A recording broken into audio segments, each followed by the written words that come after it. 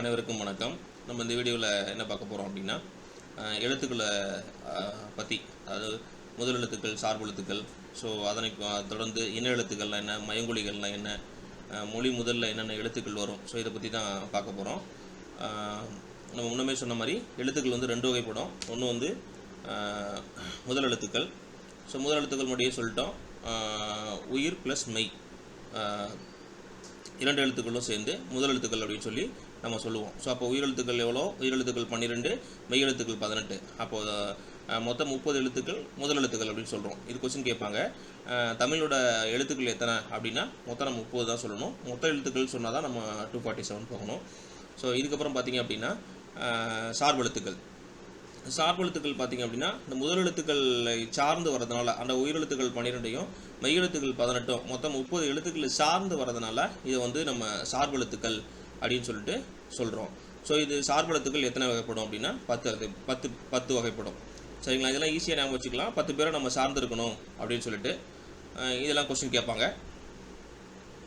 So சார்பு எழுத்துக்கள் என்னென்ன அப்படின்னா உயிர்மை, ஆயுதம், உயிர்மை, ஆயுதம், உயிர் அளபடை, ஒற்று அளபடை, குற்றியல், லிகரம், குற்றியல் லுகரம், ஐகார குறுக்கம், ஔகார குறுக்கம், மகர குறுக்கம், ஆயுத குறுக்கம்.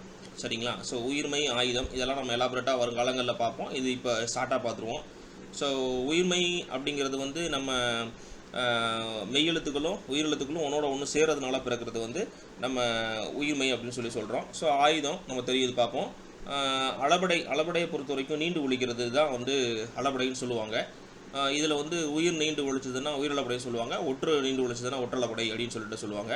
ஸோ குற்றியல் ஈகரம் அப்படிங்கிறது வந்து அந்த குறுமை குற்றல் இயல் குற்றல் ஈகரம், அப்புறம் குறுமை குற்றல் இயல் குற்றல் உகரம்னு சொல்லுவாங்க. அந்த ஊனாவும் ஈனாவும் மாறுபாடு ஏற்படும் அந்த இடத்துல. ஸோ அதை அப்படி சொல்லுவாங்க. ஸோ அதே மாதிரி இது ஐகார குறுக்கம், குறுகிய ஒலிக்கும். இது ஐகார குறுக்கம், மகர குறுக்கம், மகர குறுக்கம், ஆயுத குறுக்கம். ஸோ இதை சொல்லுவோம். ஸோ இப்போ நம்ம பார்த்திங்க அப்படின்னா ஸோ உயிர்மை ஆயுதத்தை பற்றி பார்ப்போம். உயிர்மையை பொறுத்த வரைக்கும் நான் முன்னமே சொன்ன மாதிரி மெய்யெழுத்துக்களும் உயிரெழுத்துக்களும் ஒன்றோட ஒன்று சேர்ந்து வரதுனால தோன்றது தான் உயிர்மை அப்படின்னு சொல்லி சொல்லுவோம். ஸோ இது வந்து மொத்தமாக 216 இருக்கும். இது பார்த்திங்க அப்படின்னா மேக்ஸிமம் இந்த வரி வடிவம் நம்ம எழுதுகிற வடிவம் வந்து பார்த்திங்கன்னா மெய்யெழுத்தை தான் சார்ந்திருக்கும். சரிங்களா? அதை சொல்லுவாங்க. அந்த ஒழிக்கக்கூடிய கால அளவு மட்டும் உயிரெழுத்தை சார்ந்திருக்கும். சரிங்களா? ஸோ எழுதக்கூடிய வரி வடிவம் வந்து பார்த்திங்கன்னா மெய்யெழுத்தை சார்ந்திருக்கும். அந்த ஒழிக்கக்கூடிய கால அளவு பார்த்திங்கன்னா உயிரெழுத்தை சார்ந்திருக்கும். இது ரொம்ப முக்கியம். முன்னமே நம்ம சொன்ன மாதிரி முதல் எழுத்துக்களை சார்ந்து வரதுனால இவ சார்பு எழுத்துக்கள் அப்படின்னு சொல்லியிருக்கோம். சரிங்களா? ஸோ இதுதான் உயிர்மை. ஆல்ரெடி டிஸ்கஸ் பண்ணிட்டோம். ஸோ உயிர்மை எழுத்துக்கள் மொத்தம் எத்தனை அப்படின்னா 216. ஓகேங்களா? சரி, ரைட்டு. ஸோ அடுத்த நெக்ஸ்ட் ஒன்று வந்து இந்த சார்பு எழுத்துக்களில் நெக்ஸ்ட் ஒன்று வந்து ஆயுதம். ஸோ ஆயுதம் பார்த்திங்க அப்படின்னா 3 புள்ளி. இது வந்து சிறப்பு வாய்ந்த ஒன்று தமிழில். ஸோ முப்பார் புள்ளி அப்படின்னு சொல்லுவாங்க, இல்லை முப்புள்ளி, முப்பார் புள்ளி அப்படின்னு சொல்லுவாங்க, தனிநிலை, அகீனம் அப்படின்னு சொல்லுவாங்க. ஸோ இதனுடைய வேறு பெயர்கள், ஆயுதத்தோட வேறு பெயர்கள். சரிங்களா? ஸோ இது வந்து தமிழ்லேயே சிறப்பு வாய்ந்த ஒரு நுட்பமான ஒழிப்பு முறையை கொண்டிருக்கும். தனக்கு முன்னாடி ஒரு குறில் எழுத்தையும் பின்னாடி ஒரு வல்லின உயிர்மை எழுத்தையும் பெற்று இடையில மட்டும்தான் வரும். இது வந்து தனித்து இயங்காது. ஸோ இதெல்லாம் எக்ஸாம்பிள் கேள்வி கேட்பாங்க, கவனமாக பார்க்கணும். தனியாக இயங்காத எழுத்து எதுன்னு கேட்பான். சரிங்களா? ஸோ அது அடுத்து பார்த்திங்கன்னா முதல் எழுத்துக்களோட உயிரையும் மெய்யையும் சார்ந்து இயங்கிறதுனால இது வந்து இந்த ஆயுத எழுத்தை சார்பு எழுத்து அப்படின்னு சொல்லி சொல்கிறோம். ஸோ இதில் நம்ம எக்ஸாம் பாயிண்ட் ஆஃப் வியூ என்ன தெரிஞ்சுக்கணும் அப்படின்னா தனிநிலைனா என்ன, அகேனம் அப்படின்னா என்ன. ஸோ இதெல்லாம் வந்து ஆயுத எழுத்தோட வேறு பெயர்கள். சரிங்களா? இது இடையில மட்டும்தான் வரும், தனித்து இயங்காது. இதுதான் கான்செப்டை தெரிஞ்சுக்கணும். ஸோ நெக்ஸ்ட்டு இணை எழுத்துக்கள். ஸோ தமிழ்லையும் இப்போ நம்ம பொதுவாக லைஃப்பில் பார்த்திங்கன்னு வச்சுக்கோங்க, இவங்க ஃப்ரெண்டு எனக்கு தோஸ்த் அப்படின்னு சொல்கிறோம் இல்லையா? ஸோ அந்த மாதிரி பார்த்திங்க அப்படின்னா அவங்க எப்போவுமே அவங்க கூடவே இருப்பாங்க, அவங்க ஃப்ரெண்ட்ஷிப் ரிலேஷன் மெயின்டைன் பண்ணுறாங்க இல்லையா? ஸோ தன்னுடைய ஃப்ரீக்குவென்சி சிங்க் ஆகிற நண்பர்களை வந்து நம்ம கூடவே வச்சுக்கிறோம் இல்லையா? ஸோ அந்த மாதிரி தமிழும் பார்த்திங்க அப்படின்னா அதனுடைய தமிழ் எழுத்துக்களும் பார்த்திங்க அப்படின்னா அது ஒழிக்கக்கூடிய இடங்கள். சரிங்களா? அதாவது பிறக்கக்கூடிய இடம், ஒழிக்கக்கூடிய இடம், இதில் வந்து ஒரு ஒற்றுமை உண்டு. சரிங்களா? இந்த ஒற்றுமையான இந்த இதை தான் வந்து இணை எழுத்துக்கள் அப்படின்னு சொல்கிறாங்க. இது ஒன்றோட ஒன்று எப்போவுமே ரெண்டுமே ஒட்டி தான் இருக்கும், பிரிச்சா பொருள் தராது. சரிங்களா? ஸோ இது பார்த்தீங்க அப்படின்னா கான்செப்ட் என்ன அப்படின்னா இதில் வல்லின 6 வல்லின மெய்யெழுத்துக்களும் 6 மெல்லின மெய்யெழுத்துக்களும் வந்து இணை எழுத்துக்கள் அப்படின்னு சொல்கிறாங்க. நம்ம பார்த்துருப்போம். இங்கே பாருங்கள், இன்னு இக்கு, இஞ்சி இச்சு, இன்னு இட்டு, இன்னு இத்து, இம்மு இப்பு, இன்னு இரு, இதெல்லாம் கான்செப்ட். இதெல்லாம் கேட்பாங்க. எல்லா வகையான கொஸ்டின்ஸ்லையும் இது இருக்கும். சரிங்களா? திங்கள், மஞ்சள் பாருங்கள், மண்டபம், சந்தனம், அம்பு, தென்றல். சரிங்களா? ஸோ இது எல்லாமே இனெழுத்துக்கள்னால் பிறக்கக்கூடிய வார்த்தைகள். ஓகேங்களா? ஸோ அடுத்து நீங்கள் வல்லினத்துலேயும் மெல்லினத்துலேயும் மட்டும்தான் இனெழுத்துக்கள் இருக்கா, இடைநிலத்தில் இல்லையா அப்படின்னா இடைநிலத்துக்கள் 6மே வந்து ஒரே இனம். இதுதான் எக்ஸாமில் கேட்போம். ஏற்கனவே கேட்டிருக்காங்க இந்த கொஸ்டின்லாம். சரிங்களா? இடையின எழுத்துக்கள் 6மே எரள வளல இது எல்லாமே ஒரே இனம் தான். சரிங்களா? இன எழுத்துக்கள் தான். சரிங்களா? ஸோ அதுக்கப்புறம் பார்த்தீங்க அப்படின்னா ஓகே, வல்லினா மெல்லினா இடைநிலை தான் இருக்குமா, உயிரெழுத்துக்கள் இருக்காதா அப்படின்னா உயிரெழுத்துக்களில் பார்த்தீங்க அப்படின்னா குறிலும் நெடிலும் இன எழுத்துக்கள். ஸோ ஆக்கு வந்து நெடில் ஆ. சரிங்களா? ஈக்கு வந்து நெடில் ஈ. ஓகேங்களா? ஸோ இந்த மாதிரி அதனுடைய குறில் நெடில் காம்பினேஷன் வந்து இணை எழுத்துக்கள் அப்படின்னு சொல்லி சொல்கிறாங்க. ஸோ நம்ம இங்கே வந்து ஐடென்டிஃபை பண்ண வேண்டிய ஒரு விஷயம் என்ன அப்படின்னா நமக்கு வந்து குறில் எழுத்து, அதாவது ஐ அப்படிங்கிறதுக்கு வந்து நெடில் எழுத்து கிடையாது. ஸோ நம்ம பார்த்துருப்போம், நெடில் எழுத்து கிடையாது. ஸோ அதுக்கு வந்து நெடில் எழுத்து என்ன இன எழுத்துக்கள் அப்படின்னா இ. சரிங்களா? ஸோ இதெல்லாம் கான்செப்ட் இது கேட்பாங்க. ஐக்கு வந்து இன எழுத்து என்ன அப்படின்னு கேட்பாங்க. இ ஒரே மாதிரி இருக்கும். சரிங்களா? ஸோ அதே மாதிரி அவ் அப்படிங்கிறதுக்கு வந்து இன எழுத்து என்ன அப்படின்னு கேட்பாங்க. சரிங்களா? அதுக்கு இன எழுத்து உ. ஸோ இது ரெண்டும் ரொம்ப முக்கியம், எக்ஸாம்பிள் கேட்கலாம். இது ரொம்ப முக்கியம். ஓகேங்களா? ஸோ இதுக்கப்புறம் பார்த்தீங்க அப்படின்னா பொதுவாக பார்த்தீங்கன்னா இந்த உயிரெழுத்து வந்து சேர்ந்து வரது கிடையாது. சொல்ல வந்து உயிரெழுத்து எப்போவுமே வந்து சேர்ந்து வரது கிடையாது. அளபடையில் மட்டும்தான் வந்து நடியில் தொடர்ந்து வரும். ஸோ அளபடை பார்ப்போம். ஓகேங்களா? ரொம்ப ரொம்ப முக்கியமான கான்செப்ட்டு, ஆயுத எழுத்துக்கு இன எழுத்து கிடையாது. தமிழில் வந்து பார்த்திங்கன்னா இருக்கிற எழுத்துக்கள்லையே இந்த ஆயுத எழுத்துக்கு மட்டும் இன எழுத்துக்கள் கிடையாது. ஸோ இது ரொம்ப முக்கியம், இது எக்ஸாமில் கேட்பாங்க.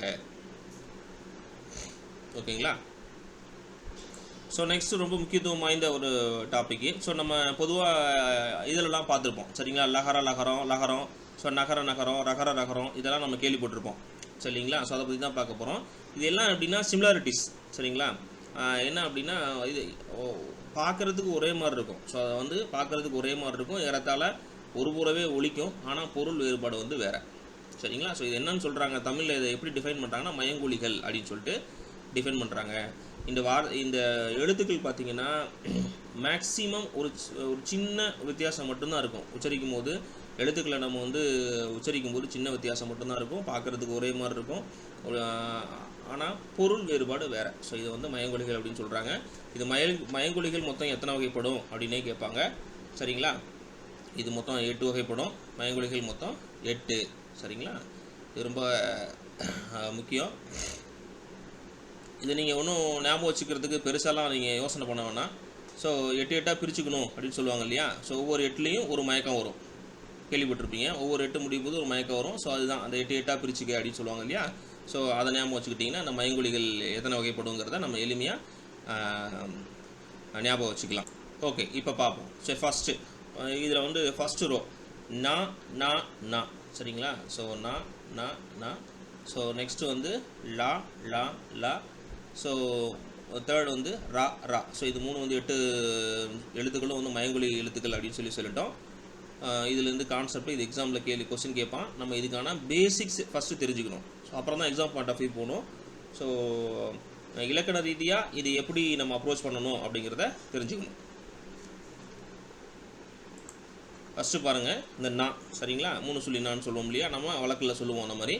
ஸோ அந்த நாங்கிறது பார்த்திங்க அப்படின்னா 3 சொல்லி நாங்கிறது பார்த்திங்கன்னா இங்கே பார்த்திங்கன்னா தெரியும், இந்த டங்கு வந்து மேல் எண்ணத்தோட சென்ட்ரு பார்ட்டை தொடணும். ஸோ இவ்வளோ தான் கான்செப்ட். ஃபஸ்ட்டு நீங்கள் வந்து இதில் பெருசாக ஞாபகம் வச்சுக்கிறதுக்கு ஒன்றும் இல்லை. இந்த நா பார்த்திங்கன்னா இந்த நாக்கு வந்து மேல் எண்ணத்தோட நடுப்பகுதியில் தொட்டால் அது பெரிய நா. சரிங்களா? முன்பகுதியை தொட்டால் சின்ன நா. ஓகேங்களா? இந்த பல்லோட அடிப்பகுதியை தொட்டால் வேறு எந்த கான்செப்ட்டுமே கிடையாது, 3 கான்செப்ட் தான். தெளிவாக பாருங்கள். நாக்கு இருக்கு இல்லையா, நாக்கு நடுப்பகுதியில் தொட்டால் பெரியனா, முன்பகுதியை தொட்டால் சின்னனா, சரிங்களா? பல்லோட கீழ் அன்னத்தை தொட்டுச்சு அப்படின்னா, அதாவது பல்லோட கீழ்ப்பகுதியை தொட்டுச்சு அப்படின்னா அது வந்து இந்த நா. ஓகேங்களா? ஸோ இதே சேம் கான்செப்ட் தான் அந்த லாக்கு ரிவர்ஸில் வரணும், அவ்வளோதான். ஓகேங்களா? இதில் ஒரு முக்கியமான கான்செப்ட் என்ன அப்படின்னா, இந்த இது முக்கியமான கான்செப்ட் என்ன நம்ம அப்படின்னா, அந்த ஞானாவை பொறுத்த வரைக்கும் இங்கே பாருங்கள், இது வந்து டகரத்தை அடுத்து நகரம் வரும், சரிங்களா? இது ரொம்ப முக்கியமான கான்செப்ட். டகரத்தை அடுத்து நகரம் வரும், தகரத்தை அடுத்து இந்த நகரம் வரும், சரிங்களா? இந்த ரகரத்தை அடுத்து இந்த நகரம் வரும். இதெல்லாம் வந்து இணை எழுத்துக்கள், சரிங்களா? இதில் எக்ஸாம்பிள் கொஸ்டின் கேட்பான், சரிங்களா? இந்த டகரத்தை அடுத்து வர நகரம் பெரிய நகரம், தகரத்தை அடுத்து வர நகரம் இந்த நகரம் நான், ரகரத்தை அடுத்து வர நகரம் இந்த ரெண்டு சொல்லினா. ஓகேங்களா? ஸோ இது இணை எழுத்துக்கள், இது ரொம்ப முக்கியம். இதில் இடம்பெறக்கூடிய வகைகள் பார்த்தீங்கன்னா இங்கே பாருங்கள், இந்த சொன்ன மாதிரி டகரத்துக்கு அடுத்து நகரம் வரும்னு சொன்னோம், இந்த ரகரத்துக்கு அடுத்து இந்த நகரம் வரும்னு சொல்லியிருக்கோம், சரிங்களா? நீங்கள் பார்த்தீங்கன்னா தெரியும், மன்றம், நன்றி, கன்று, சரிங்களா? இந்த வார்த்தைகளை நீங்கள் உச்சரிச்சிங்கன்னா உங்களுக்கு புரியும். ஓகே, நெக்ஸ்ட் வந்து லா லா லா. ஸோ முன்னமே நான் சொன்ன மாதிரி ஃபஸ்ட்டு வந்து இந்த லாவை பொறுத்த வரைக்கும் குண்டுலா அப்படின்னு சொல்கிறோம் இல்லையா? இந்த லாவை பொறுத்த வரைக்கும் முனிப்பகுதி, அதாவது வந்து பற்களோட அடியை தொடுறதுனால வர்றது லகரம், சரிங்களா? ஸோ நடுப்பகுதியை தொடுறதுனால வர்றது இந்த லகரம். இந்த சிறப்பு லா அப்படின்னு சொல்லுவாங்க, தமிழுக்கே உரிய ஒரு மிக சிறப்பு வாய்ந்த ஒரு லா. இது பார்த்திங்க அப்படின்னா இந்த லகரம் பார்த்திங்கன்னா மேல் நோக்கி வளைந்து வருடுறதுனால வரும், சரிங்களா? ஸோ நீங்கள் புரிஞ்சுக்கிறதுக்காக எக்ஸாம் பாயிண்ட் ஆஃப் வியூ நீங்கள் வந்து இதை எளிமையாக ஞாபகம் வச்சுக்கலாம். நான் முன்னமே சொன்ன மாதிரி நா, சரிங்களா? நம்ம இங்கேருந்து போயிருந்தோம் நடுப்பகுதி, சரிங்களா? அப்புறம் முன்பகுதி பல்லோட வருடுறதுனால வருதுன்னு சொல்லியிருந்தோம். ஸோ இதே கான்செப்ட் தான் இங்கேருந்து இந்த நாக்கு வர மாதிரி கீழேருந்து அவங்க சொல்கிறாங்க. ஓகேங்களா? ஸோ இப்போ பாருங்கள், இந்த 3 சொல்லி நாங்கிறது முன்னமே சொன்ன மாதிரி மேல்நிலத்தோட நடுப்பகுதி. ஸோ இதுக்கு சிமிலாரிட்டி செக் பண்ணிக்கோங்க, நடுப்பகுதி எங்கே வருது அப்படின்னு சொல்லிட்டு. இந்த 2 சொல்லி நாங்கிறது முன்பகுதியில் வர மேல்நிலத்தோட முன்பகுதியில் இருக்கிறதுனால வருது, இந்த நாங்கிறது பல்முன் வருடுறதால வருது. அப்படியே இதுக்கு வந்து அங்கே கிளாக் வைஸ்னால் இங்கே வந்து அப்படியே ஆன்டி கிளாக் வைஸில் பார்க்கணும், சரிங்களா? இந்த லகரம். ஸோ இது பார்த்திங்க அப்படின்னா இது எப்படி நம்ம இலக்கண ரீதியாக எப்படி இதை அப்ரோச் பண்ணுறாங்க அப்படின்னா, இந்த லாவை பொறுத்த வரைக்கும் வா மாதிரியே இருக்கும், சரிங்களா? ஸோ அதனால் வகர லகரம் அப்படின்னு சொல்லிட்டு சொல்கிறாங்க, ஓகேங்களா? வகர லகரம். ஸோ இது எப்படின்னு பார்க்குறாங்க அப்படின்னா, இந்த லா வந்து நா மாதிரியே இருக்கும், சரிங்களா? ஸோ அதனால் நகர லகரம் அப்படின்னு சொல்கிறாங்க. இந்த லா வந்து தமிழுக்கே சிறப்பான ஒரு லா. அதனால் வந்து இது என்ன சொல்கிறாங்கன்னா, இது மாமார் இருக்கிறதுனால மகர லகரம் அப்படின்னு சொல்லி சொல்கிறாங்க, ஓகேங்களா? இதெல்லாம் இலக்கணத்துக்கு சொல்லக்கூடிய ஒரு விஷயம். ஸோ இது மாதிரி இலக்கண மரபில் இந்த மாதிரி சொல்கிறாங்க, ஓகேங்களா? ஸோ நெக்ஸ்ட் வந்து ராவோட வேறுபாடு. ஸோ இது பார்த்திங்க அப்படின்னா இந்த ரா எழுத்துக்கள். ஸோ இது இந்த ரா பார்த்திங்க அப்படின்னா இந்த நாவோட நுனிமேல் அன்னம், ஸோ முதல் பகுதியை தொட்டு வருவதனால வர்றது அந்த ரகரம் அப்படின்னு சொல்லுவாங்க. ஸோ இது வந்து இடையின எழுத்துங்கிறதுனால இது இடையின ரகரம் அப்படின்னு சொல்லுவாங்க. ஸோ அடுத்த ராங்கிறது பெரிய ரான்னு நம்ம சொல்கிறோம் இல்லையா பேச்சு வழக்கில். ஸோ அது பார்த்திங்க அப்படின்னா மேலெண்ணத்தோட மையப்பகுதியை, சரிங்களா? மையப்பகுதியை தொடுறதுனால வர்றது இந்த ரகரம் சொல்கிறாங்க. ஸோ இது வந்து வல்லின எழுத்துங்கிறதுனால இது வல்லின ரகரம் அப்படின்னு சொல்கிறாங்க. ஸோ இந்த கான்செப்ட் ரொம்ப முக்கியமானது. நன்றி. இந்த வீடியோ பிடிச்சிருந்தா ஃப்ரெண்ட்ஸுக்கு ஷேர் பண்ணுங்கள், எங்கள் சேனலை சப்ஸ்கிரைப் பண்ணுங்கள். நன்றி.